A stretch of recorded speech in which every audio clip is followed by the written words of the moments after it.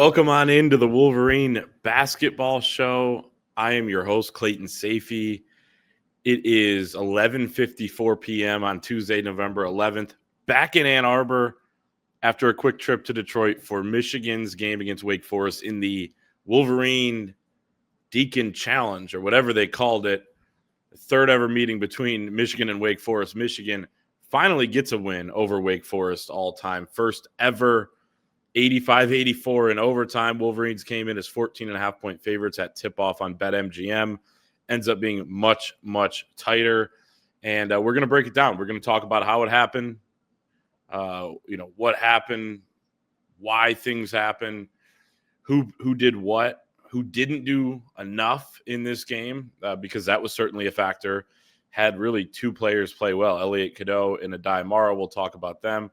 The others were up and down. There were some big moments from Roddy Gale as well. We will shout him out because he made some big contributions. We'll talk about the areas that Michigan needs to work on.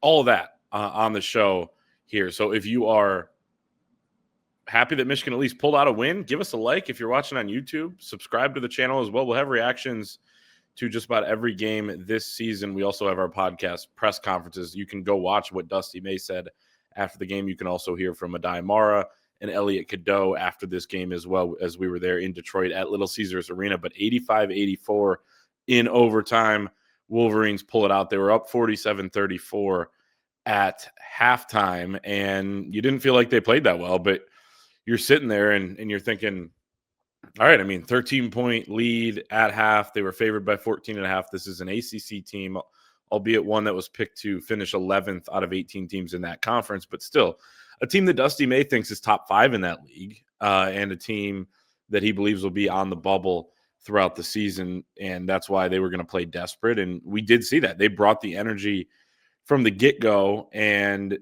really, I thought had a pretty good plan to attack Michigan's switching defense, spread them out. You saw Omaha Billu, who hadn't made a three all year in 2 games, so it's not like it's a huge sample size, but he's only made a few in his career, knocks one down, and you're seeing, okay, they're going to use this smaller lineup to their advantage to a certain extent. But Michigan's able to pull away. They're up 13 at half. They're up 13 several minutes into the second half, and then it becomes a dogfight. Wake Forest goes on a big run. It's back and forth throughout the game. And then it ends up being 77-70 Wake Forest with under 5 minutes to play. And all throughout the runs and the back and forth, and when it got really close there and Wake Forest finally got a lead, I'm thinking, all right, you feel pretty good about Michigan's chances to turn it on and win this game. And then that keeps going on and going on. And it's 77-70 with under 5 to go. And at that point, I'm thinking, all right, Michigan probably loses this game. Like, they're going to have to lock in, and we're going to learn a lot about what this team can do and the mental fortitude they have and the dog. Like, do they have that dog in them late in the game to pull out a hard-fought victory even when they were expected to win pretty big? And it turns out they did. At the under 4 timeout, whatever was said or not even, didn't even need to be said, I think was really important for this team because they came out with intensity unlike anything we saw all night, and the crowd got behind them as well in those last 4 or 5 minutes in regulation and then all of overtime. Dusty May said it after the game. It felt like Chrysler Center in there, and he was right. Like, it had that type of feel, and it's exciting to be a part of that in November to be a part of that atmosphere that felt like, it's a neutral site, but you got the home game type of feel. Wake Forest had that a year ago when they beat Michigan by 2 in a weird game down the stretch. 72-70, I believe, was the final score there, and they were in Greensboro, North Carolina. But this time, Michigan able to pull off the close win over Wake Forest, due in part to all of you who were there. I bet it showed up on TV as well. It was a really good atmosphere down the stretch. This was better than a loss. I wrote this in my 5 takeaways, which are up over at thewolverine.com, and you can go check out all of our coverage right now. You can join thewolverine.com, become a premium member, $1 for your first week. When we're scanning the resumes in March, we look at the quad 1 wins. A lot of times we look at the quad 2 wins, and sometimes those get lumped together when you're breaking down seeding and all these different things. And then, for the bubble teams, where they stand, on the right side or the wrong side. And then you go to quad 3 and quad 4. And what you look for there is not the number of wins. It's the number of losses. And Michigan last year was able to avoid those terrible losses. Wake Forest was one of the worst losses they had in the non-conference a year ago. This would have been a pretty bad loss if Wake Forest season plays out like the media thinks it's going to. If they finish 11th out of 18 teams in the ACC, even if they're a bubble team, it's still not a great one. So Q2, Q3, it wasn't going to be Q4, but whatever it is outside of the Q1, the fact that you just picked up a win and avoided a loss is huge, even if you leave that game thinking, man, should have played better than that. Should have been better.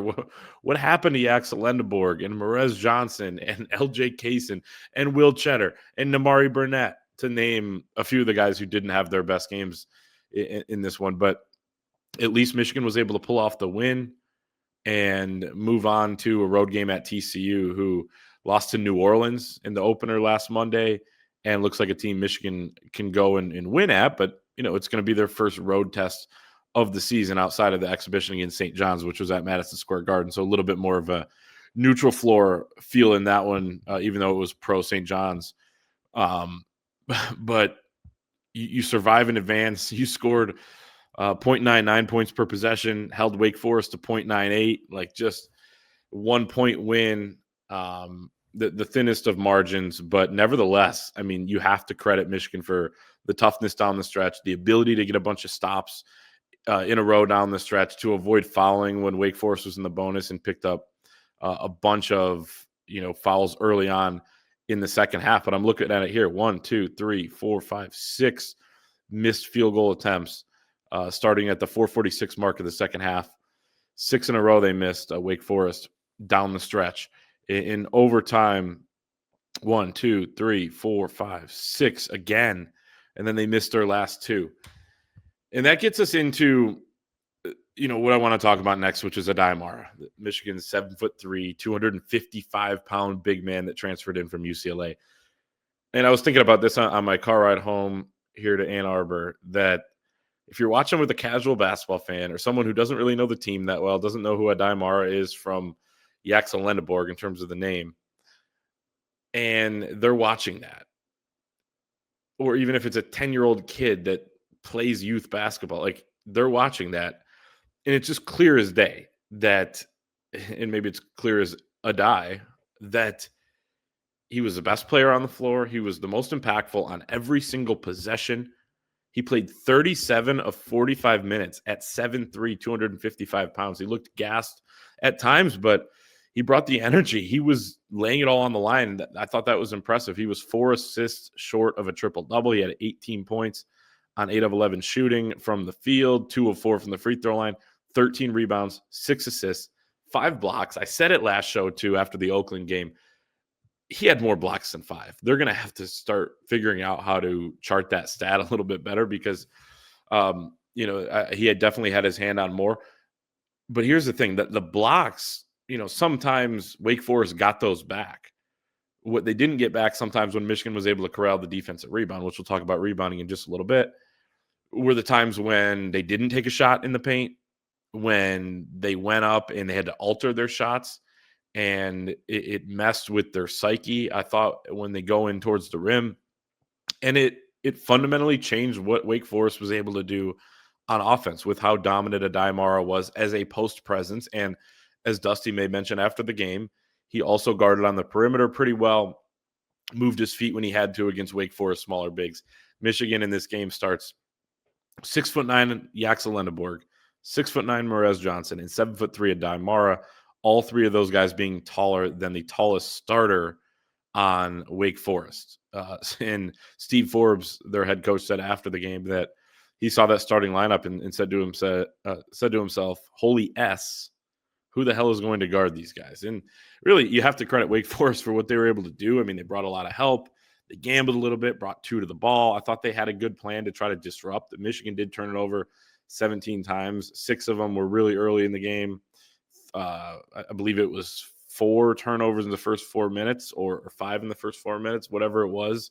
So, they did do some things pretty well against Michigan, and the opponent has a say. Sometimes you have to remember that, right? Your team doesn't play the way you want them to every single time out. And sometimes the opponent has to be credited for some of that. But I mean, Adimar on the offensive glass, 5 offensive rebounds, 4 putbacks for him.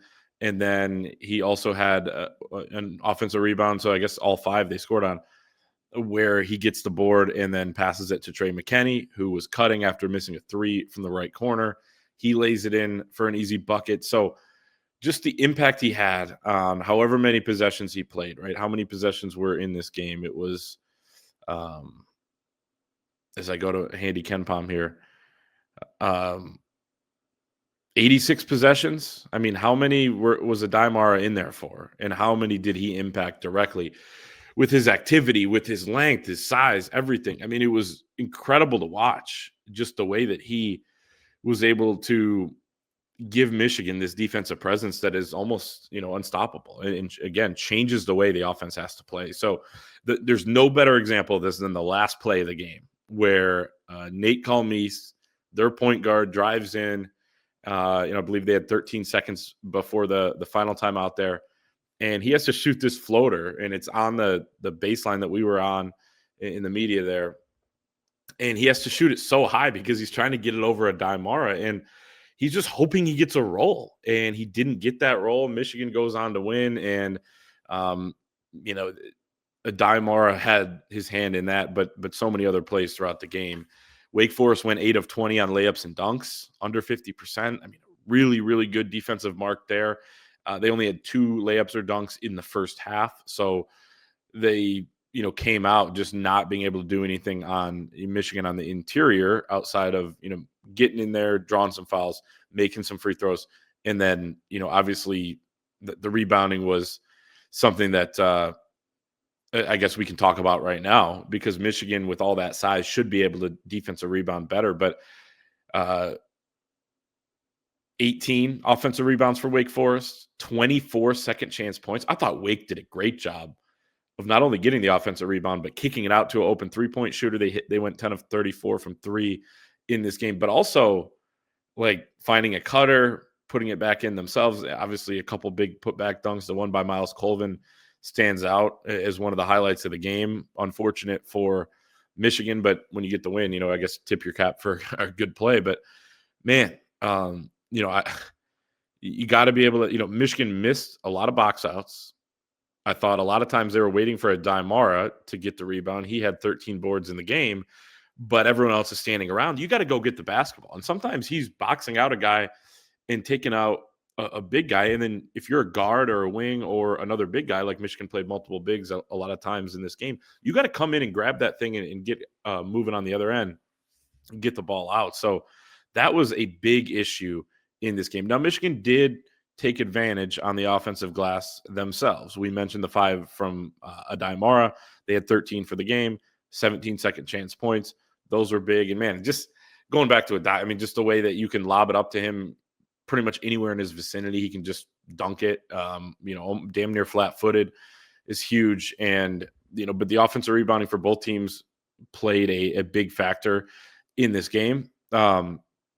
Free throws were also a big issue for Michigan as well. They go 25 of 37 from the stripe. And I wrote it down here, but just the big ones that Michigan missed in this game. Roddy Gale misses his second of 2 tries with 4:14 to go in regulation. Elliot Cadeau missed 3 total attempts in the last 8 minutes of the game, including in overtime on that last time when he's at the charity stripe and he could get Michigan a 2-point lead. Instead, he misses the second one, and then Wake Forest has a chance to win the game with a 2-pointer on the other end, like leaving the door right open there. It's dicey. You don't want to do that. You don't want to leave it up to that. So, free throw shooting and rebounding are huge things. And, going back to the offensive boards, some of Michigan's turnovers, Michigan wants to win the shot battle, the field goal attempt battle. And they did not do that in this game. And they really didn't do it enough last season. It was something that Dusty May wanted to do. He came into Michigan talking about this, and it's fascinating to listen to him every week and get to ask him questions, because you learn so much about what the strategy is, what the formula is to winning games. And a lot of these coaches, it's a possession game. How many times you could shoot a much lower percentage from the field, But if you shoot a lot more attempts or you get to the foul line more, you're going to have a heck of a good chance. Now, Michigan shot a bunch of free throws. So 37 free throws to Wake Forest is 21. So you have to factor that in. But Wake Forest shoots 84 field goal attempts. Michigan with only 62. They didn't win the shot battle in this game, but they did get to the line, didn't capitalize, which was a huge piece of this. So you leave a lot of meat on the bone in those categories, a bunch to clean up. You got to be more physical. You got to be more urgent. You got to be quicker to the basketball. And I thought Wake Forest played with a bunch of urgency in this game. 3-point shooting. I haven't talked about yet. 4 of 25 from 3 for Michigan after making and tying a program record with 19 against Oakland in the 121-78 win last Monday. And Dusty May said this Monday, yesterday, and now it's 12:10 a.m. So I guess 2 days ago that, hey, we can't rely on shooting, on making 19 threes every game. And then his team goes out and makes only 4 of 25. So he was right. And he said after the game, maybe he jinxed it, but they missed 12 in a row at one point. Yaxel Lendeborg goes 1 of 7. Namari Burnett, 0 of 3. Trey McKinney, 0 of 4. He made 6 in the opener. Roddy Gale, 1 of 3. Hit a big one. Will Cheddar, 0 of 1. LJ Kaysen, 0 of 1. Merez Johnson tried one, a deep one that he was almost out of bounds in the corner. I didn't understand why he took that one, but man, you go ice cold from 3, and I don't know that that's all going to happen at once, where Namari's off, Yaxel's off, Will Cheddar's off, Trey McKinney's off. Those are your 4 best shooters. Elliot Cadeau goes 2 of 5. But yeah, it's an interesting dynamic when you're dominating down low, but you're also creating these really good looks, because I thought a lot of these good looks, or a lot of the looks, were really clean for Michigan and in rhythm, and they just weren't able to knock them down. So they have a saying in the program that, whether or not we make the shots or we shoot well or a high percentage, that's just going to determine the margin of victory. We want to be able to win with rebounding and toughness and not turning it over and all these different things.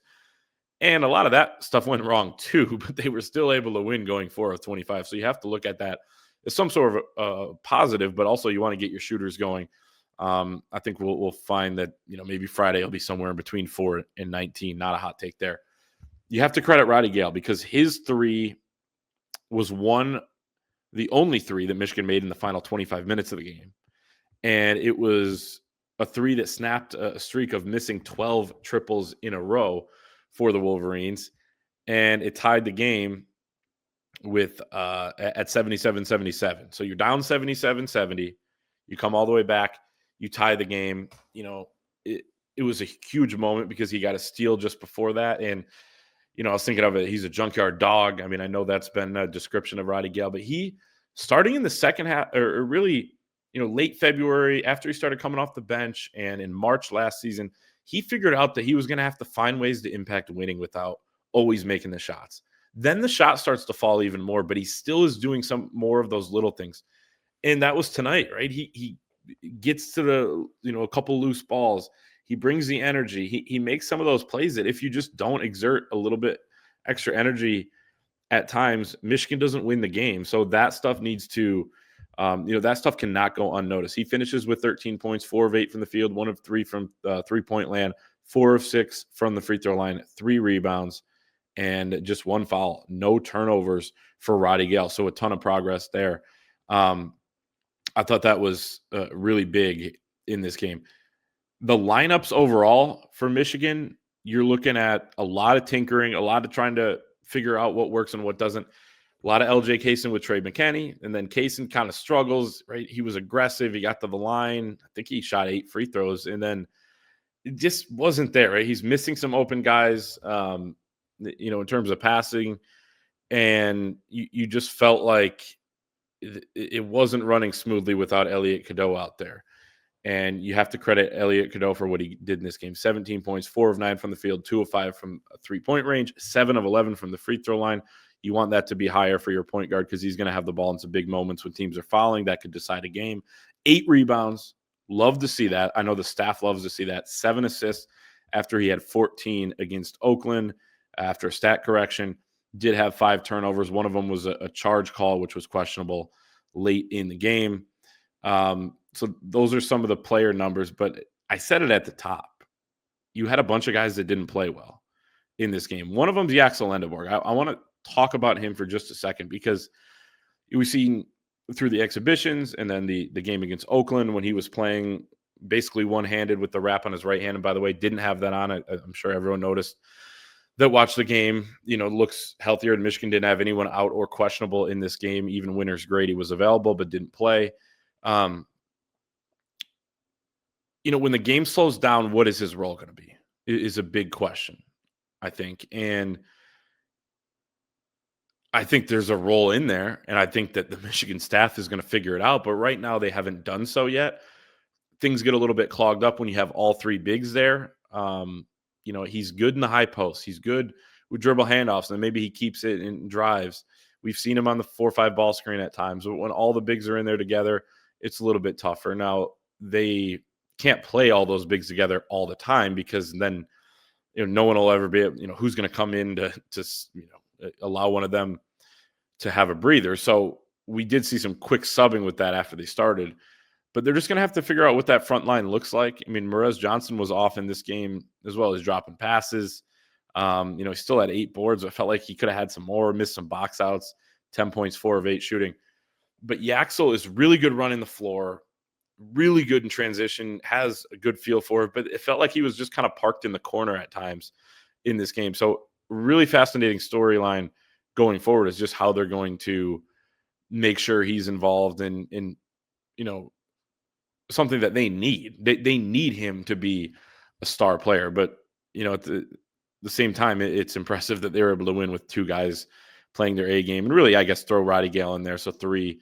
But out of the amount of guys who you would expect to have big games or are capable of having big games for only 2.5, 3, whatever you want to call it, to do that, I think is and still beat an ACC team that could be on the bubble this year, I think is impressive in his own way, its own way. So it felt like a bunch of different combinations. You couldn't quite get a feel for what the lineups are going to be. I mean, I really like some of the one, especially when Namari's not hitting his shots. And Trey McKinney wasn't either, but I felt like he had some online ones, and then he had the air ball, and maybe one more that wasn't all that close. Like, I feel like McKinney can give you some stuff. I mean, I liked LJ Kaysen for a couple minutes, and then felt like it was the right move to go away from him. The backcourt you're trying to figure out. You're trying to figure out the front court as well. Cheddar, the same thing as Namari. If he's not going to be making his shots, he plays 10 minutes, the least out of any Michigan player who saw time tonight. If he's not going to make shots, he's not a great rebounder. He has 0 in 10 minutes. He fouls too much, and he's not a very good defender. He's going to win them a game this year. He's going to have 5 threes in a game, but he's also going to have nights like tonight. But you have enough options, I think, to overcome all that. So a lot of rambling. I'm going to move on now to Dusty May notes for the next 60 seconds or whatever it's going to be. Rapid fire from his post-game press conference. He says the fans turned it into a home game. He mentioned that he loved the toughness down the stretch and felt like they have that close game, winning gene, to paraphrase him there. I mean, he said he loved what Adai-Mara brought pretty much in every way. He felt like some of the turnovers had to do with taking a calculated risk to kind of force the ball into Adai-Mara, force the double team, see if they could get some easy buckets inside. They got some of those. And he said he wouldn't trade the execution of what the offense was doing. They just feel like they need to clean up, maybe being stronger with the ball, a few things like that. He felt like Wake Forest did a lot to slow down Axel Endeborg. They challenge everything. He said he thought 3 or 4 of his threes almost went in, but they didn't. And that's a good point too, that a few of those go in, and then we're thinking, oh, he's got a great role. His shot looks good and all this. So maybe that'll be next game. But I do think there's more to unlock there with his role. The conditioning of Adai-Mara, you have to give him, really an ice bath after this game, but a bunch of props for being able to go out there and play 37 hard-fought minutes. He was disappointed with the rebounding, especially starting those big men together. And he said Merez Johnson still trying to learn how to be a 4 at times instead of a 3. so I think that's a work in progress, and they have all this talent, but like the coaching staff understands that there are a bunch of hurdles they need to clear here early in the season to make sure they become a great team. But Michigan gets the win tonight, 85-84. It's officially Wednesday morning at 12:19 a.m. We may not have a show Friday night after the TCU game. We may. We'll be in Chicago early morning the next morning. We'll have all of our coverage, though, written over on the Wolverine.com from the Friday night game against TCU. Either way, we will talk about that one next Monday on our live show at 6 p.m. alongside Chris Ballas and Anthony Broom. So either way, it'll still be talked about on these airwaves, but it's TBD on the postgame show. Pretty much every game going forward, though, will have a recap show like this. Make sure to like the video, subscribe to our YouTube channel, head to thewolverine.com, become a premium member right now to get behind the paywall. $1 only for your first week at thewolverine.com. And we'll see you next time.